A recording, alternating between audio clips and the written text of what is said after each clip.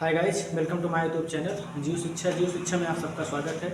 तो आप सब कैसे हैं? आई होप आप सब अच्छे होंगे, मस्त होंगे, स्वस्थ होंगे, आप सबकी पढ़ाई बेहतर ढंग से चल रही होगी। तो दोस्तों, आज हम देखेंगे विद्युत क्षेत्र। क्लास 12 के टॉपिक है क्या? विद्युत क्षेत्र। विद्युत का क्षेत्र कितना एरिया होता है, उसी के बारे में आज चर्चा करेंगे। ठीक है। कहते हैं, तेरे पसीने के हर एक बूंद को मोती से चमकाऊंगा माँ।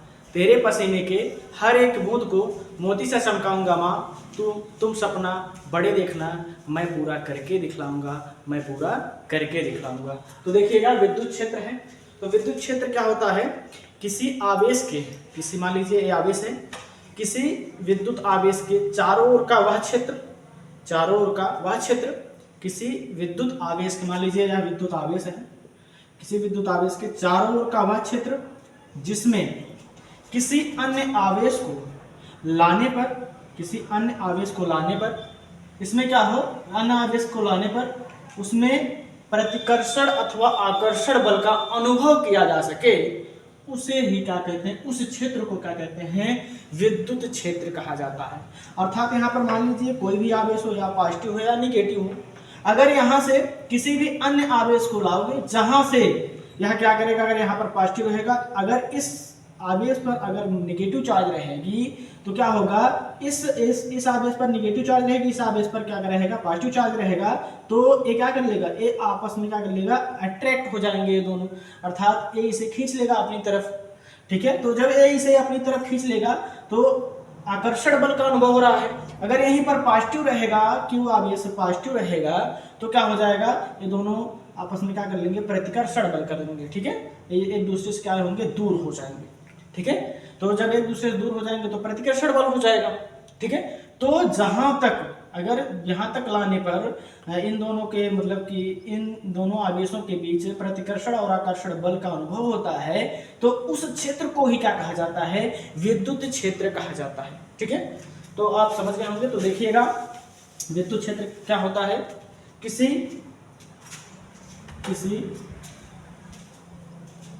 विद्युत आवेश, किसी विद्युत आवेश के चारों ओर का वह क्षेत्र, के चारों ओर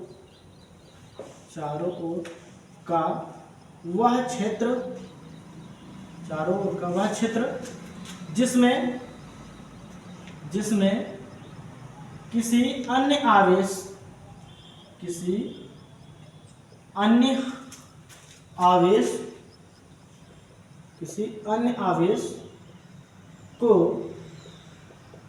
लाने पर, किसी अन्य आवेश को लाने पर उसमें आकर्षण अथवा प्रतिकर्षण बल का अनुभव हो, आकर्षण अथवा प्रतिकर्षण बल का अनुभव, प्रतिकर्षण बल का अनुभव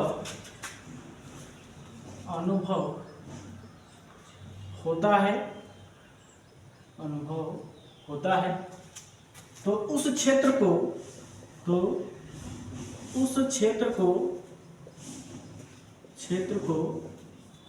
विद्युत क्षेत्र कहते हैं, विद्युत क्षेत्र कहते हैं। ठीक है। किसी आवेश के चारों ओर का वह क्षेत्र जिसमें आने पर उस आवेश में, उन दोनों आवेशों में क्या हो? आकर्षण अथवा प्रतिकर्षण बल का अनुभव होता हो, तो उस एरिया को, उस क्षेत्र को क्या कहेंगे? तो देखिएगा, अगली हेडिंग है विद्युत बल रेखाएं। विद्युत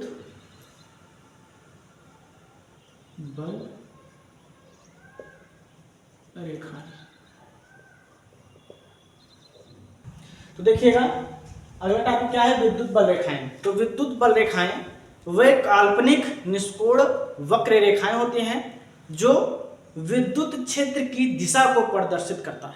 ठीक है। विद्युत क्षेत्र की दिशा को प्रदर्शित करता है, वही क्या होता है? विद्युत बल रेखाएं होती हैं। देखिएगा, विद्युत बल रेखाएं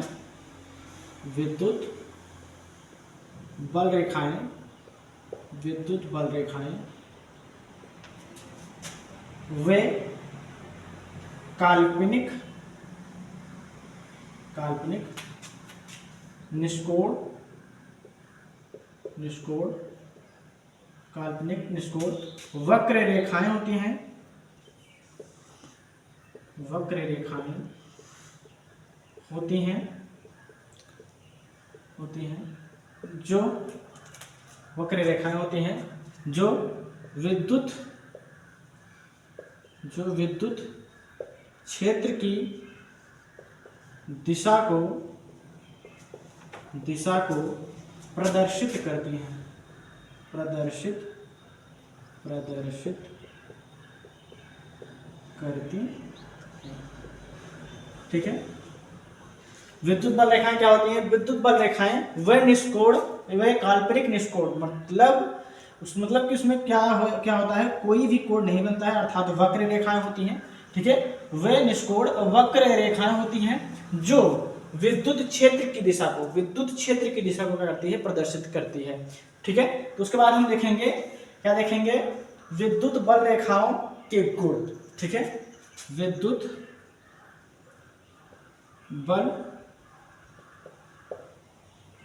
बल रेखाओं के गुण। देखिए विद्युत बल रेखाओं के गुण। तो विद्युत बल रेखाओं के निम्नलिखित गुण होते हैं। ठीक है। विद्युत बल रेखाओं के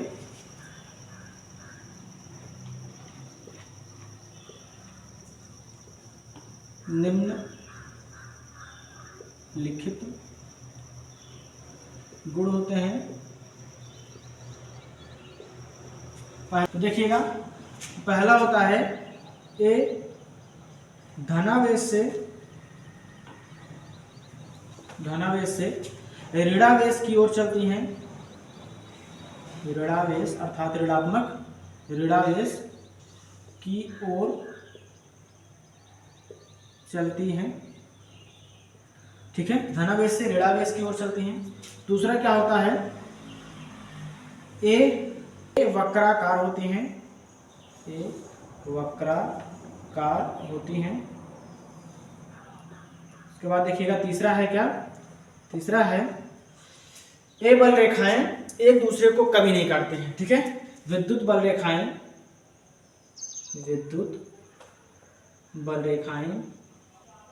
एक दूसरे को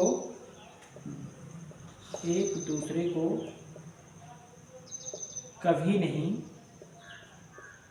काटती है। ठीक है।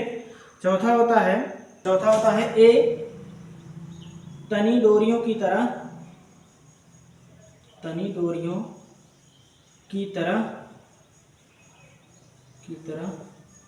सिकुड़ने का प्रयास करती हैं। ठीक है।